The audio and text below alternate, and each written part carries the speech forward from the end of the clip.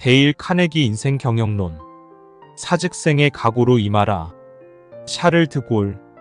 1918년 11월 11일 서부 전선의 총격이 멈추었다. 프랑스 국토에서 4년간 벌어진 피비린내나는 전쟁이 막을 내렸다.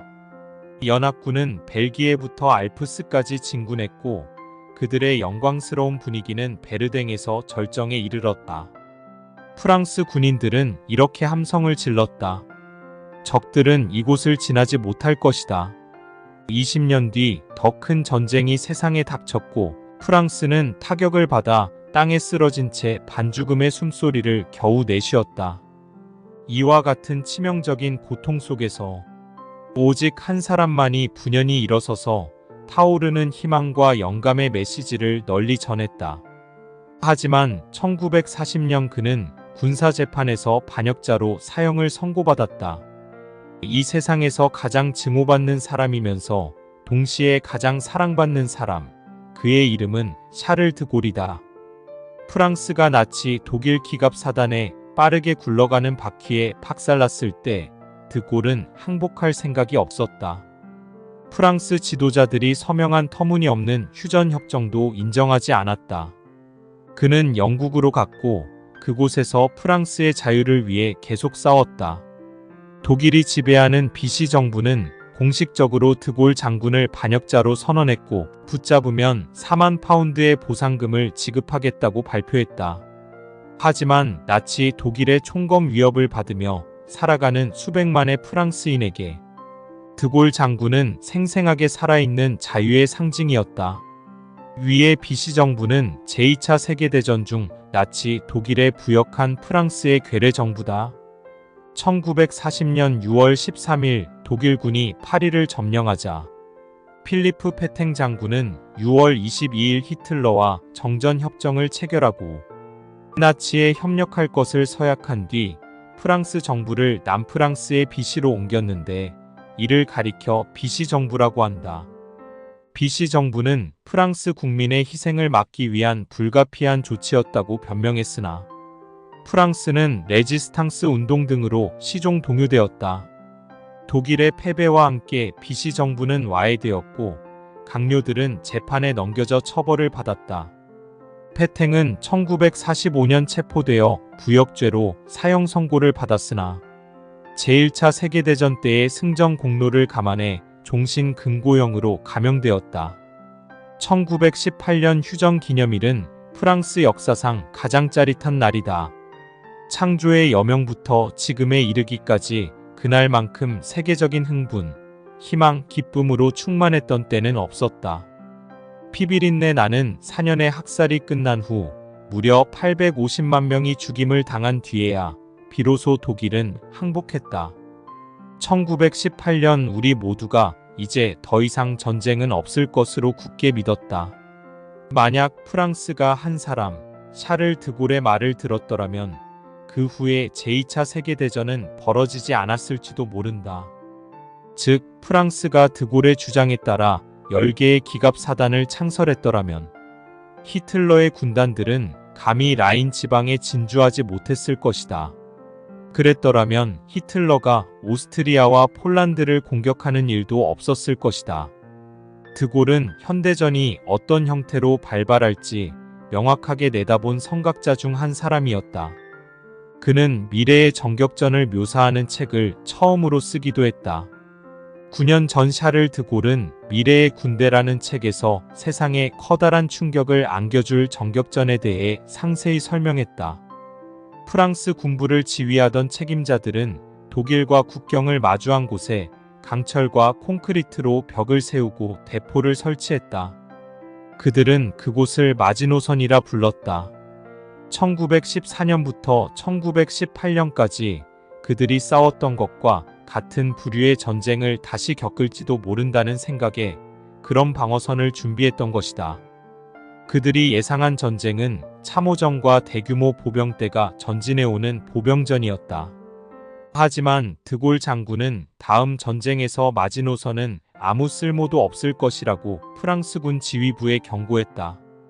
독일은 벨기에를 가로질러 빠르게 움직여 마지노선이 없는 프랑스 벨기에 국경 320km를 건너 침공에 들어올 것이라고 내다보았다. 또한 이런 정광석화의 공격에 프랑스 육군은 과거 나폴레옹이 발명한 분당 2회 발사 수준의 구식 소총으로 대응하려는 어리석은 준비를 하고 있다고 지적했다. 미래의 전쟁은 속력을 높이는 가솔린 기관 1km를 1분에 주파하는 장갑차와 탱크, 시간당 640km를 날아가는 전투기 등으로 싸우는 기계 중심의 전쟁이 될 것이라고 예측했다. 하지만 프랑스군 지도부는 드골의 의견을 황당무계하다고 여기며 비웃었다. 페탱은 드골의 책이 웃음거리라고 쏘아붙였고, 명성 높은 베이강 장군은 프랑스군에 대한 사악한 모독이라고 맹비난했다. 10개의 기갑 사단 창설, 터무니없는 소리. 그 많은 탱크와 장갑차를 생산할 공장들을 어디서 찾는단 말인가? 그리고 비용은 어떻게 조달할 것인가? 전장에서 연료 보급은 어떻게 하고? 숲이 울창한 언덕과 진흙에서 탱크와 장갑차가 어떻게 싸운단 말인가? 드골의 그런 생각은 당시 조건에서 볼 때 우스꽝스럽고 말도 안 되고 가당치도 않았다. 적어도 프랑스인들이 보기엔 그랬다. 하지만 독일인은 그렇게 보지 않았다. 그들은 드골의 책을 읽었을 뿐만 아니라 더 나아가 심도 있게 연구했고 그것을 실행에 옮겼다. 실제로 나치 기계화 부대의 책임자는 기계화 전쟁의 모든 것은 드골 장군에게 배웠다고 히틀러에게 보고했을 정도였다. 나치 당원들은 젊었고 새롭고 혁신적인 생각에 환호했다. 그들은 드골의 주장과 정확히 일치하는 기갑 사단을 창설해 전선에 투입했고 전쟁사를 통틀어 가장 빠르고 훌륭한 승리를 거두었다. 탱크와 전투기를 앞세운 10만 독일군이 41일 만에 프랑스군을 물리친 것이었다. 그렇다. 5,000대의 탱크와 3,000대의 전투기는 500만 프랑스 보병의 사기를 꺾고 무릎을 꿇게 했다. 프랑스 공화국이 백기투항하고 독일의 군인 200만 명이 포로로 붙잡히기까지 인류사를 통틀어도 이 정도로 많은 병력이 포로로 잡힌 적은 없었다. 윈스턴 처칠의 유명한 말을 빌리자면 이렇게 많은 사람들이 이렇게 빠르게 정복당한 적은 단 한 번도 없었다. 그 치명적인 6주 동안 드골은 자기가 글만 잘 쓰는 것이 아니라 전투도 잘할 수 있다는 것을 증명해냈다. 독일 군대는 프랑스 전역을 휩쓸며 파죽지세로 해안으로 나아갔지만 노르망디 해안 근처의 아브빌에서 드골 장군의 기계화 부대를 만나 고전했다. 그곳에서 드골은 독일군의 전선을 돌파했는데 이는 제2차 세계대전에서 프랑스가 유일하게 승리한 전투였다. 나는 과거에 뉴욕에 근거를 두고 있는 싸우는 프랑스 군인 사절단 소속의 피에르 베네딕투스 사령관과 인터뷰한 적이 있다. 사령관은 1년 반 정도 드골 장군과 런던에서 함께 일했는데 그는 세상 누구보다도 드골을 존경한다고 말했다. 드골이 겉으로는 위엄있고 냉정하게 보이지만 내면에는 밝고 빛나는 화염이 어른거리고 있다고 했다. 드골의 부하들은 그를 경외하는 동시에 아주 존경했다. 아주 친밀한 동료조차도 그의 이름을 부르지 않고 늘 장군이라고 칭했다. 드골은 역사, 철학, 경제학 분야의 책 읽기를 즐겼다. 또한 독실한 기독교 신자로 정기적으로 교회에 다녔고 매일 밤 기도를 올렸다. 드골 장군은 수줍음이 많은 사람이었고 이런 성격 탓에 뻣뻣하고 지나치게 격식을 차리며 냉랭할 정도로 예의 바른 인상을 주었다. 어머니조차도 냉장고에서 나온 것처럼 차갑다고 말할 정도였다.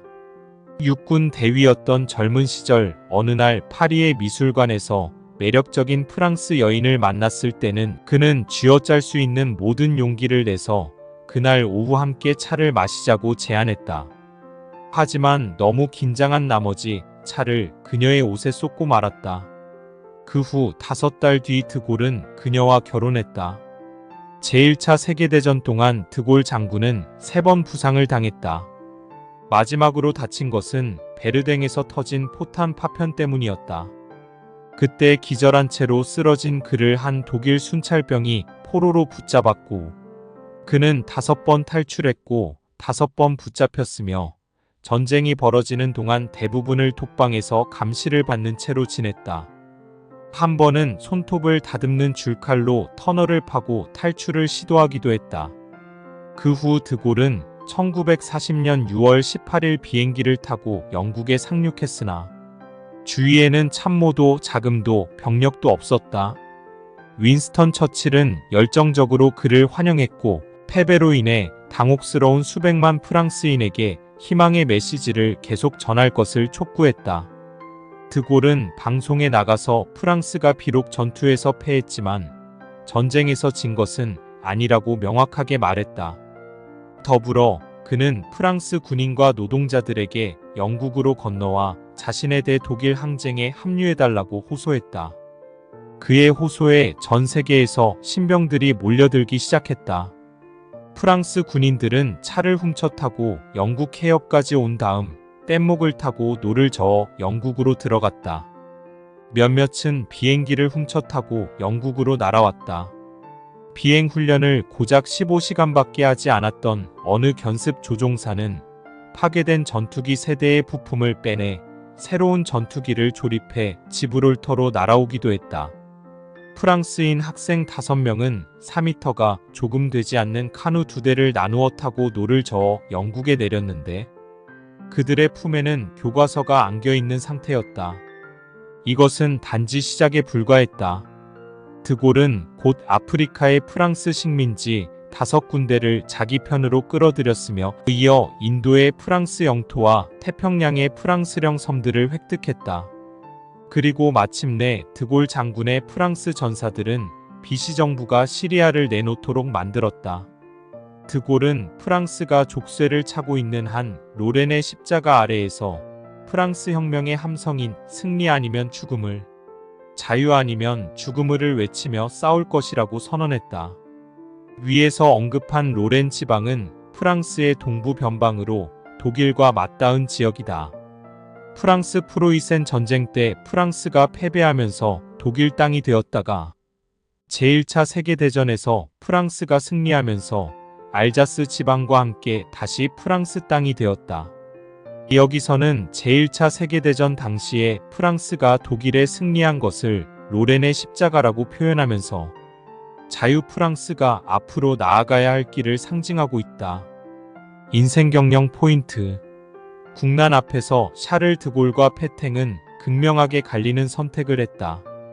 드골은 필사항전을 택했지만 페탱은 타협을 통해 목숨을 구걸하기에 이른다. 페탱은 제2차 세계대전 당시 88세의 고령 노인으로 패기가 전혀 없었고 프랑스 국민이 더 이상 희생을 당해서는 안 된다는 구차한 변명을 내세우며 히틀러의 괴뢰단체인 비시 정부를 발족했다.